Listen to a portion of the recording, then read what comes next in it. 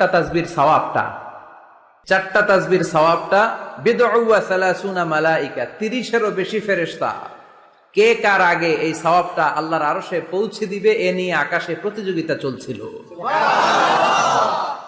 এজন্য আল্লাহর প্রশংসা বেশি বেশি করার দরকার আছে না নাই? বিশ্বনবী সব সময় আল্লাহর প্রশংসা করতেন আর দোয়া করতেন, আল্লাহ আমি যেন বেশি বেশি আপনার প্রশংসা করতে পারি, আমি যেন আপনার শুকরগুজার বান্দা হতে পারি। আল্লাহুম্মা জাআলনি সাবুরা ওয়া জাআলনি শাকুরা ওয়া জাআলনি ফি আইনি সগীরা ওয়া ফি আ'য়ুনিন নাসি কাবীরা। এর মানে হচ্ছে, আল্লাহ আপনি আমারে ধৈর্যশীল বানান, আপনি আমাকে শুকরগুজার বানান, আমার চোখে আপনি আমারে ছোট বানান, গোটা বিশ্বের মানুষের চোখে আপনি আমারে বড় বানান। পড়েন আমিন।